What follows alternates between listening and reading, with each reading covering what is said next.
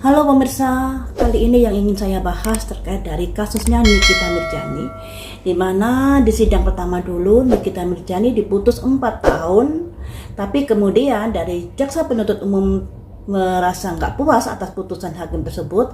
Akhirnya jaksa penuntut umum mengajukan banding, dan mau nggak mau Nikita juga berproses di banding tersebut, yang kemudian putusan pengadilannya menjadi 6 tahun penjara. Dalam prediksi saya yang dulu, sebelum adanya putusan hakim, saya kan pernah memprediksi bahwa Nikita Mirzani ada potensi dihukum 10 tahun ke bawah. Yang ingin saya prediksi di sini, bagaimanakah nasib Nikita Mirzani andai kata dia tidak puas kemudian mengajukan banding? Apakah hukumannya akan diperingan ataukah malah diperberat? Ataukah baiknya Nikita menerima putusan hakim yang 6 tahun itu? Baiknya seperti apa ya? Kalau Nikita Mirzani mengajukan banding kembali, hasilnya nanti bagaimana?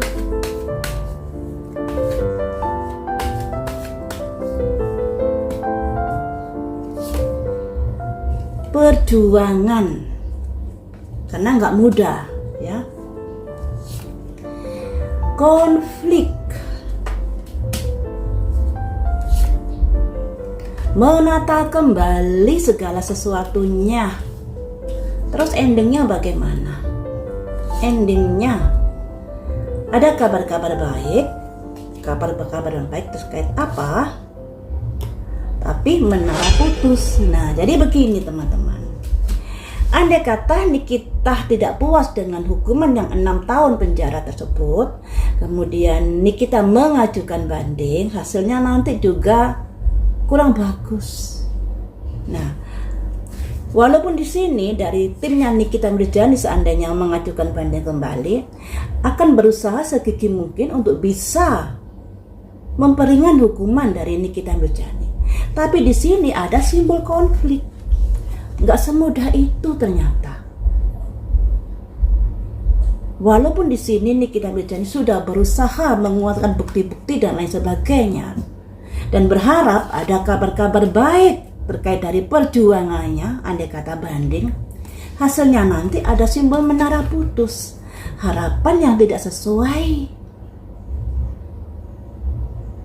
Nah, harapan yang tidak sesuai. Jadi mungkin alangkah baiknya Nikita Mirzani menerima putusan hakim yang 6 tahun tersebut daripada gambling. Walaupun di sini prediksinya tidak memuaskan untuk pihak Nikita Mirzani.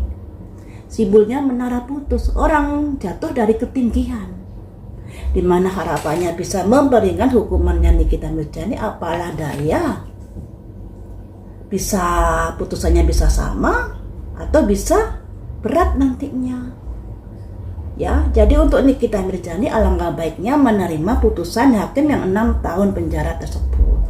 Nasi sudah jadi bubur, apa boleh buat, atau diterima dengan legowo saja. Dan ini bisa jadi pelajaran untuk kita semua.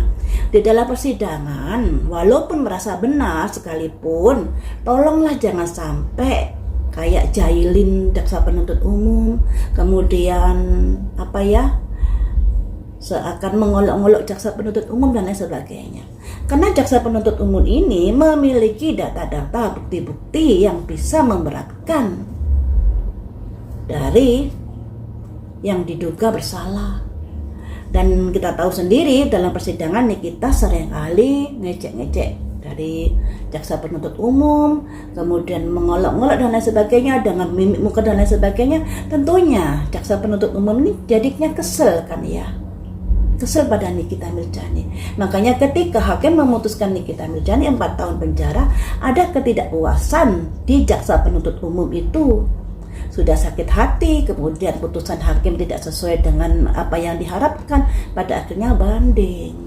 Dan ketika jaksa ini banding, mau nggak mau Nikita juga harus berproses banding di proses tersebut. Jadinya ya hukuman menjadi berat 6 tahun penjara.